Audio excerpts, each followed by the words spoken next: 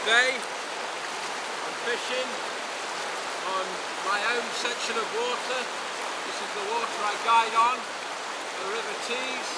To give you an example of the quality of the fishing, it's a tricky day and I was just using that duo there. I'll show you the rig. Some big trout, came from nowhere, back to back, beautiful big trout.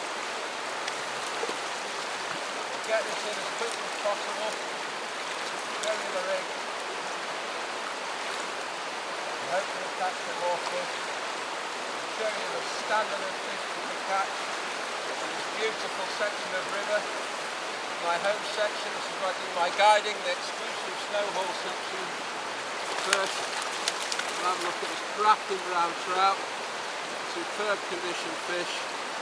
There we go. Let's have a look at this fish. Played out very hard on the 389. This is the VPS Light, which is still Sage's version of my favourite rod, the 389. And we're going to use a variety of techniques today. That was on the duo there. I was over that far side and I let that fish. And the only way I could get a drag-free drift there was to wade into the fast water at the apex of the pool and let the fly drift downstream on the fish. And by using the duo, I'm using an LK Caddis, Altros LK Caddis pattern, and by using that beautiful big dry fly like that, it's a nice attractor. There's nothing rising today at all. It's very tricky, but still, I'll just be careful with the line here. We're able to catch these very beautiful, stunning wild brown trout. Fantastic quality fish. Beautiful, beautiful trout. I'm going to release him. Off he goes. And I'll just explain the rig now and explain the purpose of the day. I'm here on the tees with my wife Nellie, who's agreed to come out in these miserable conditions. And the whole idea was to show you some of the water I guide on and the quality of the fish. And I've just started here 2 minutes ago and I'm using an LK Caddis, Altros LK Caddis, fantastic pattern this, developed in the US. And on the dropper, that's tied to a very short dropper in about 2 feet of depth. I've got an on-stream guide, pheasant tail nymph. This is what I call a hotspot pheasant tail nymph. There's a glint of red in there, it's very attractive to fish. And on days like this when there's nothing rising anywhere and a tractor dry in pocket water like this will pull fish up. It's a tremendous start. There's nothing rising at all. It's a completely dead day, no hatch. And in water like this, which isn't too deep, I'm going for the best of both worlds. But what I will also be using and demonstrating today is a streamer and some nymphing techniques. So I've started on the duo with a fish, so let's carry on.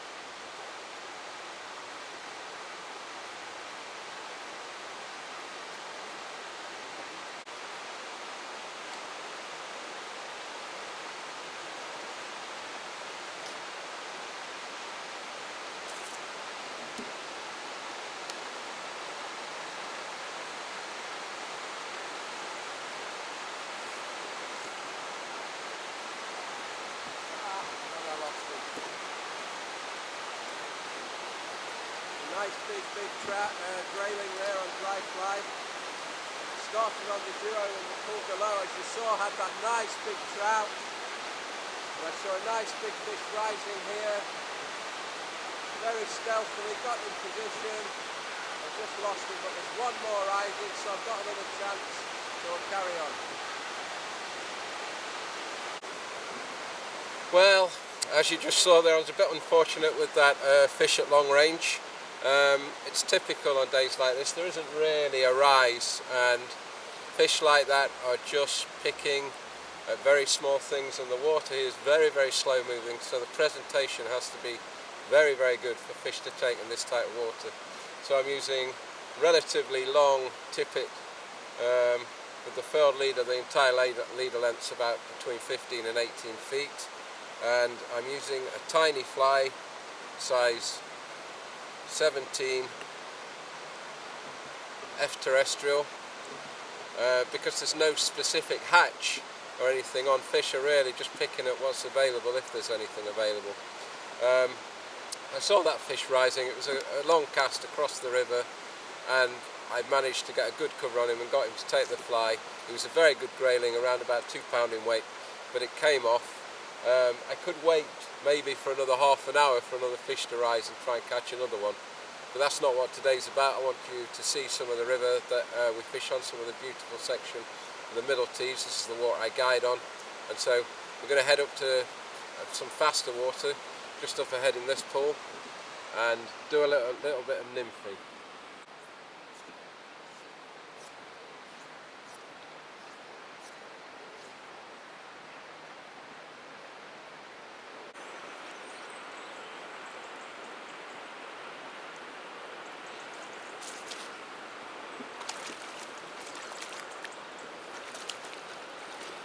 Grayling came close and fast, moved into the faster water, spotted a grayling rising on dries. And before we got the nymphing gear out, have a go at these grayling on the dry fly.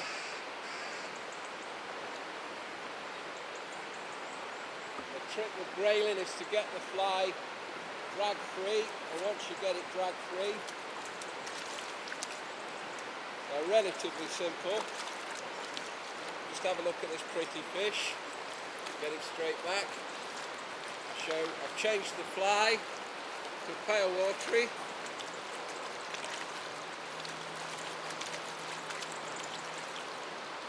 I've changed the outfit. I'm back onto my trusty old Sage 389 light line. And a pure dry fly outfit. After losing that nice fish in the tail, moving towards the faster water to try some nymphing, and we saw 1 or 2 fish rise, and after 4 or 5 covers where the fish did a good job of ignoring the fly, he succumbed. And this is the trick with grayling, is to keep trying, because once you get the fly dragged free, he will take. Grayling tend to be quite forgiving. They are beautiful fish, and I fish on this stretch throughout the winter for these grayling, and as you'll see, this fish is absolutely pristine, unmarked, probably uncaught. Beautiful, beautiful fish. Oh, and there he goes, nice and fit, strong for another day.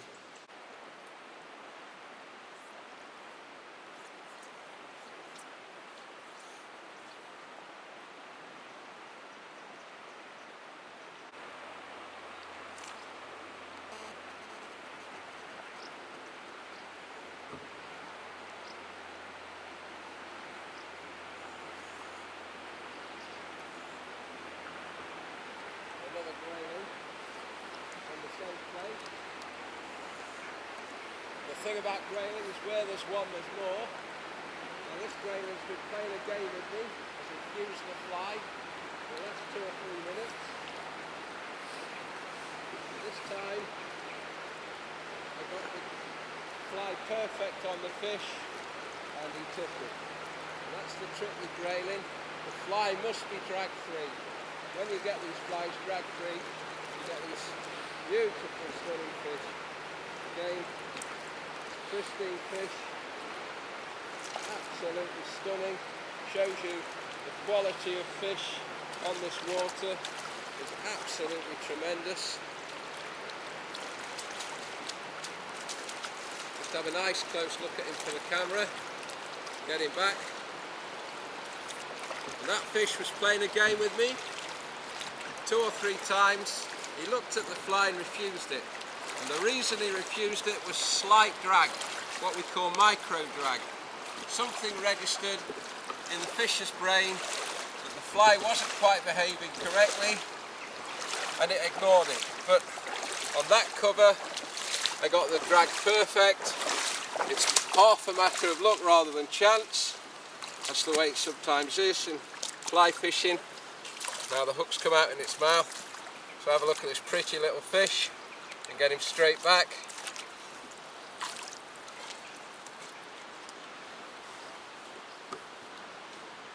Beautiful, beautiful grayling.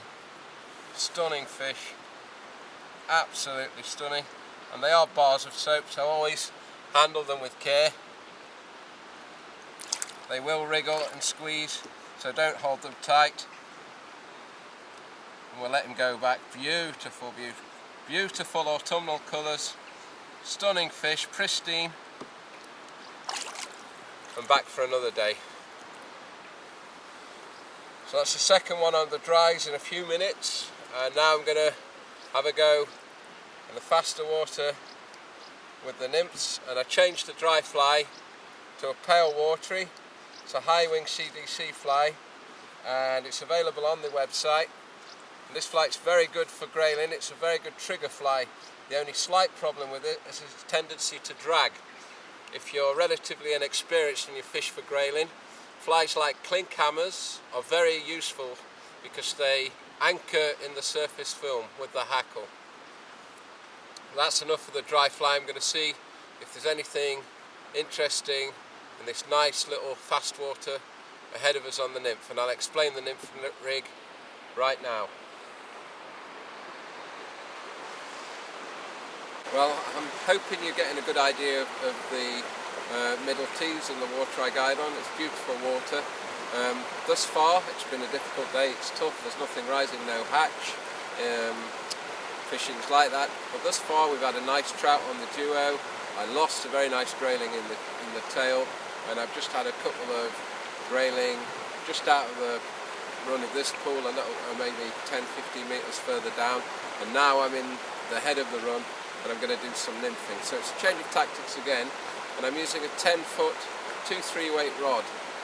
These are bespoke rods specifically designed for this, what's known as European style nymphing techniques. Various nymphing techniques called Czech nymphing, Polish nymphing, French nymphing. They all have subtle differences, but on modern types of nymphing we don't use fly line. So this is a long 44 feet leader, an on-string guide leader, and I use an inline indicator. I've tried all types of indicators, but these inline indicators, in my opinion, are superior to other types of indicator on the market. The spring type indicators tend to pull straight with time. This indicator does the job perfectly. I can see it in almost all light conditions, which is fairly excellent, because light conditions are very variable on rivers, and I can see this in most conditions. And I'm looking for that little jab that indicates that a fish has taken the nymph. And of course this is contact nymphing, so I'm in contact with these nymphs. There's no slack, I'm not casting downstream, letting the nymphs pull down. I'm staying in contact with them. Most of it's upstream fishing, and I'm using weighted flies. These flies are weighted with tungsten beads. Tungsten's a very dense material and it's designed to take the flies down. And I'm using a 3-fly rig. So I'm using a polyphytus on the point, which is 3mm, size 12.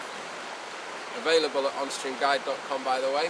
And this is a fly I'll be introducing very soon at onstreamguide.com. It's a fly that's caught me a lot of fish over the years.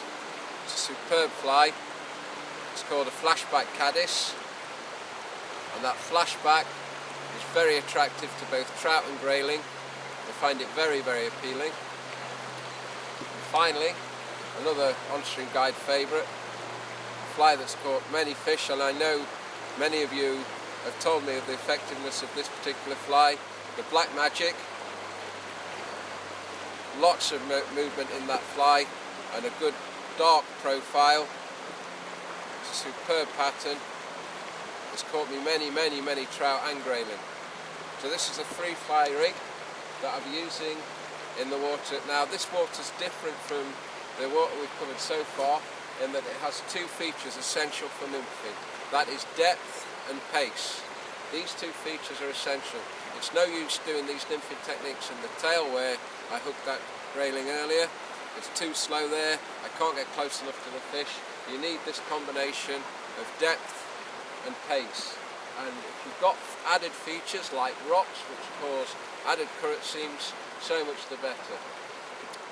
I'm fairly confident of pulling out a fish, so I'll get straight in right now.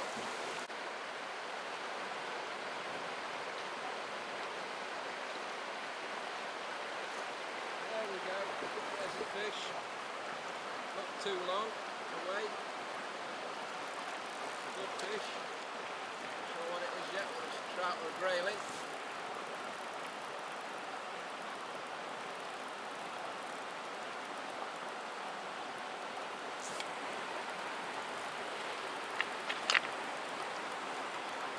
Instant results on the nymphs there.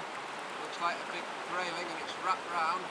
Occasionally do this on multi-nymph rigs. There we go, it's come straight now. Nice big grayling.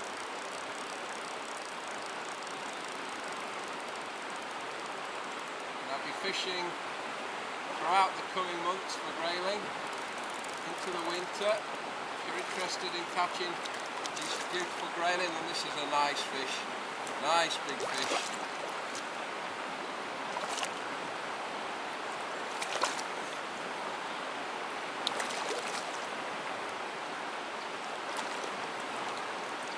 They do pull well, decent sized grayling, and it took the flashback.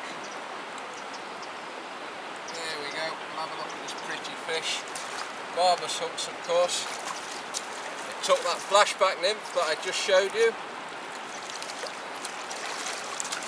This is a nice big grayling, the sort of grayling we get on these nymphing techniques.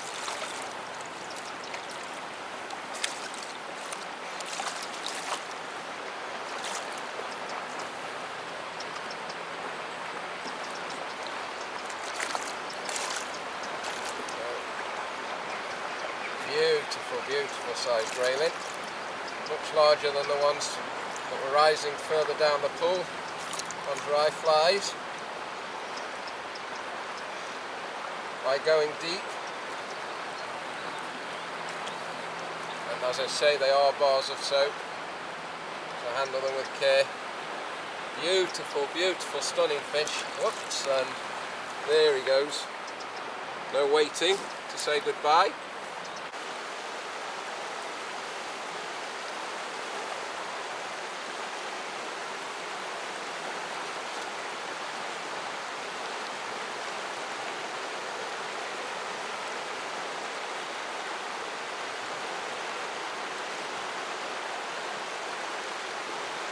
A small trout there, lively trout in the fast water, always enjoyable sport. And again, that took that flashback caddis. Nice little wild trout.